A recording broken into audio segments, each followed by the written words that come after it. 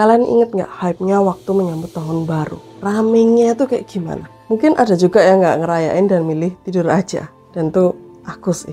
Ada beberapa dari kalian yang bikin resolusi tahunan. Ada juga yang memilih hidupnya itu ngalir gitu aja. Dan tuh nggak ada yang salah ya. Itu pilihan masing-masing. Tapi yang mau aku tanyakan adalah, kalian masih inget nggak sih resolusi tahunan kalian? Hari ini aku cuma pingin mengatakan aja kalau sekarang sudah memasuki pertengahan tahun. Sekarang udah bulan Juni. Gimana kabar resolusi tahunan kalian? Gimana kabar cita-cita di akhir tahun kalian? Apakah kalian masih memperjuangkan itu atau kalian udah putus asa dan ya udahlah, biarin aja. Resolusi tahunanku itu aku jadi lebih aktif dan juga lebih sehat lagi, baik secara fisik maupun secara mental ya. Dan akhirnya itu membuat aku memutuskan untuk mulai nge-gym. Meskipun itu nggak aku mulai dari bulan Januari ya, baru mulai di bulan sekitar Maret. Ya meskipun masih bolong-bolong, cuman kebiasaan aku untuk berolahraga, kebiasaan aku untuk pergi nge-gym, pergi doang, itu masih aku bangun ya. Karena pergi doang itu ternyata sulit banget. Padahal cuman just pergi gitu. Tapi buat aku itu sulit. Jadi kebiasaan-kebiasaan itu masih aku bangun dan aku biasakan hingga detik ini. Tapi resolusi tahunanku yang sebenarnya itu sudah aku mulai sejak Desember 2022. Aku udah punya visi itu sekitar di November, cuman baru aku lakukan di bulan Desember. Aku memutuskan untuk benar-benar 100% ingin mendalami, mengaplikasikan dan bereksperimen di dalam bisnis. Sebenarnya saat itu ya, aku tuh apapun bisnisnya, aku pingin mendalami hal itu. Aku pingin belajar lebih dan pingin mengaplikasikan apa yang aku tahu ke dalam bisnis secara sebenarnya. Jadi aku nggak cuma tahu teori aja, tapi aku tahu prakteknya di dalam itu kayak gimana. Dan itu baru aja kesampaian di bulan Juni kemarin, di bulan 5. Jadi selama bulan 1 sampai 4 itu masih kayak ngambang gitu loh. Nggak tahu mau gimana, mimpinya ini harus kayak gimana, itu masih kayak bingung sendiri gitu ya. Cuman baru benar-benar kesampaian, dapat kesempatan besar itu di bulan Mei kemarin. Nanti aku bakal cerita lebih lanjut tentang hal itu ya. Tentang mental health nih. Mental healthku saat ini di tahun 2023 itu much better than ever gitu. Ini adalah mental health terbaik yang pernah aku punya. Dan soal physical health, ya jelas aku masih membangun kebiasaan itu, masih terus aku perbaiki, aku tingkatkan. Meskipun usahaku tuh masih naik turun gitu ya. Tapi aku terus berusaha, aku nggak berhenti sampai saat ini. Di 6 bulan awal ini, aku bikin YouTube. Podcastku yang aku buat di tahun lalu, akhirnya nyampe 1000 kali pemutaran di semua platform. Aku nambah bisnis partner baru di bisnis yang lain. Dan itu mereka adalah orang-orang yang luar biasa banget. Dengan bisnis partner yang lain masih jalan ya. Cuman kita nambah tim di sana. Yang dulu kita berdua, sekarang kita jadi berenam. Dan kemungkinan bakal nambah lebih jauh lagi. Dan bisnis yang lama yang sebelumnya udah aku lakukan dengan teman aku, dengan partner bisnis aku yang lama, itu kita rombak lagi dari nol. Kita rombak dari bawah lagi. Dan kita bangun semuanya lagi sesuai dengan apa yang visi kita yang baru, semangat kita yang baru, dan pengalaman-pengalaman kita yang sebelum. Dan itu sebagian kecil dari yang sudah aku lakukan, yang sudah aku capai di 6 bulan awal ini. Bukan maksudnya sombong, ini hanya untuk mengingatkan aku bahwa di 6 bulan ini, aku bukannya nggak ngapa-ngapain gitu ya. Aku punya improvement. Dan aku berharap kamu yang ngelihat ini, itu juga terinspirasi. Dan mungkin kalau kalian merasa kayak, ternyata 6 bulan ini nggak ngapa-ngapain, kalian jadi sadar gitu loh. Itu maksud aku ya. Tapi ya, meskipun dengan segala hal yang aku sebutkan tadi, punya ini, punya itu, bikin YouTube dan lain sebagainya, aku juga kehilangan banyak banget orang, termasuk orang yang dekat dengan aku, dan juga orang-orang yang menurut aku tuh sangat berbakat banget. Aku kehilangan mereka karena kebanyakan dari mereka adalah mereka yang nggak bisa nerima versi diriku yang baru. Aku yang suka ngomong di depan kamera, aku yang pikirannya berubah, aku yang mindsetnya berubah. Mereka nggak bisa menerima versi diriku yang itu.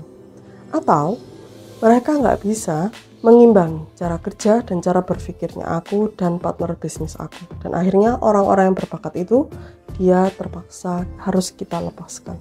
Itu sedih sebenarnya, cuman mau gimana lagi. Karena cara berpikir dan mindsetnya aku dan partner bisnis aku tuh udah klop banget ya. Dan itu berbeda banget dari orang-orang yang biasanya. Jadi ada kemungkinan bahwa mereka itu nggak biasa dengan cara kerja kita, cara berpikir kita yang serba cepet, serba set gitu ya. Itu memang nggak semua orang bisa kayak gitu. Ya meskipun demikian ya, dengan segala pencapaian, segala cerita yang aku punya di 6 bulan ini, aku masih merasakan yang namanya impostor syndrome gitu loh. Aku selalu merasa kurang, selalu merasa ragu-ragu dengan keputusan yang bahkan sudah aku buat, bahkan keputusannya udah di jalan gitu. Dan yang paling berat adalah saat aku merasakan bahwa gimana kalau semuanya ini gagal, gimana kalau semuanya ini ternyata aku hanya buang-buang waktu aja. Itu yang paling bikin aku tuh sering banget kepikiran. Dan terkadang ya, meskipun aku punya partner bisnis, meskipun aku punya tim gitu, kadang aku merasa bahwa aku tuh berjalan sendiri. Padahal kenyataannya nggak pernah sedetik pun kayak gitu. Dan ini ada lagi yang bikin aku sedih sebenarnya. Sekarang buku yang aku baca udah nggak ada lagi yang dari lokal. Dulu ada beberapa buku yang dari lokal. Cuman saat ini ilmu yang ingin aku dapatkan itu sulit banget yang aku dapat dari lokal. Semuanya harus dari luar. Dan yang bikin makin aku sedih lagi adalah saat aku ingin baca satu buku gitu ya, dan itu dari luar, penulisnya orang luar. Setelah aku cari ternyata cuma ada di Amazon. Aku lebih suka buku fisik gitu kan, belum ada terjemahannya. Yang makin bikin sedih lagi adalah kalau pakai Amazon, it means ongkirnya kan gede banget, dan itu bikin aku kayak ya sudah lah, kapan-kapan aja lah beli kayak gitu. Padahal tuh aku penasaran banget dengan isi bukunya gitu loh. Dan itu akhirnya bikin mikir gitu loh, semakin naik quality diri kita, quality-nya itu juga makin nambah gitu loh masalah kita. Dulu kalau tentang diri sendiri, tentang sama temen gitu ya, aku stresnya, frustasinya, marahnya, dan sedihnya itu karena aku pengen melakukan sesuatu yang lebih ini, tapi aku belum bisa, aku belum mampu, kesempatannya belum ada, resource-nya belum cukup, ilmunya juga belum cukup. Itu yang bikin aku tuh frustasinya luar biasa. Tapi di sisi lain, aku dan partner bisnis aku juga punya keyakinan yang semakin kuat bahwa kita tuh begitu dekat, begitu mampu untuk meraih apa yang sebenarnya itu kita inginkan. Meskipun ya kita sadar sekali bahwa prosesnya itu masih panjang, tapi kita tuh semakin lama semakin mendekat dan semakin dekat. Entah kapan akan mencapai itu, tapi yang pasti kita tahu banget bahwa ini adalah jalannya. Dulu nggak ada keyakinan banget waktu di tahun 2022. Kita tuh masih bingung kayak ini bener nggak. Tapi di tahun 2023 kita punya keyakinan dan kepercayaan antara satu sama lain bahwa ini adalah jalannya, bahwa kita nggak akan jalan sendiri, bahwa kita akan mencapai itu, kita kesana bareng-bareng. Aku nggak mau kesana sendiri, aku mau kesana bareng kamu. Kayak gitu. Apakah semua yang kuceritakan ini itu privilege? Bisa jadi ya, mungkin. Tapi buat aku, definisi privilege itu lebih ke kalau kalian punya sesuatu yang sebenarnya tidak menguntungkan kalian, tapi kalian tuh bisa mengubah hal yang memberatkan kalian, hal yang sebenarnya itu berdampak buruk ke kalian, itu menjadi sesuatu hal yang positif. Itu sebenarnya menjadi bahan bakar untuk kalian tuh terbang ke atas, kalian tuh naik lagi ke atas. Buat aku itu definisi dari privilege. Contoh lah yang kelihatan sekarang. Ya itu enak lah, bisa bikin video bagus, coba tak kamera. Aku mah cuma punya HP. Ya kan, orang-orang bilang itu privilege. Enggak juga sebenarnya. Meskipun ya orang yang bilang kayak gitu, aku kasih kamera aku nih, belum tentu dia juga bisa bikin video kayak gini, ya kan? Karena skillnya bukan hanya karena punya kamera doang, banyak skill lain yang harus dimiliki biar bisa punya video kayak gini. Betul? Dan soal mimpi ya, apakah aku dan partner bisnis aku tuh bisa mencapai apa yang aku inginkan? Sebenarnya tetap di dalam hati aku itu ada kata-kata I don't know. Aku memang pengen ke sana, tapi apakah aku akan meraihnya? I don't know at all. Gak ngerti sama sekali. Pada akhirnya menjadikan aku tuh cuma bisa ngomong gini, jika Tuhan mengizinkan, I will get it gitu. Aku bakal mendapatkan itu. Jika Tuhan tidak mengizinkan aku dapat itu, I will learn about it. Kalau misalnya Tuhan nggak mengizinkan pun, aku bakal belajar di dalam proses itu. Aku permudah aja deh. Tugas kita itu kan hanya berusaha semaksimal yang kita bisa. Sampai di titik aku udah nggak tahu mau gimana lagi. Semua udah aku lakukan, semua yang aku tahu udah aku kerjakan. Soal hasil tuh, biar Tuhan aja yang ngurus. Entah Tuhan tuh bakal ngasih kita atau enggak. Itu bukan urusan kita.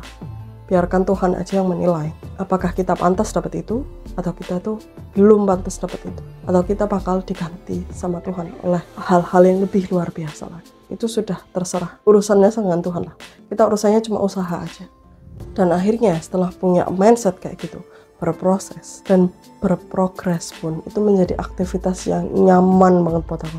Itu kayak santai banget dan enak banget gitu. Ya karena apa? Kita kan bisa bersandar pada hal-hal yang lebih besar dari kita. Dan kita merasa nyaman di sana. Kita merasa dilindungi di sana. Kita merasa dijaga gitu. Kadang kita melewati hal yang gak menyenangkan kan.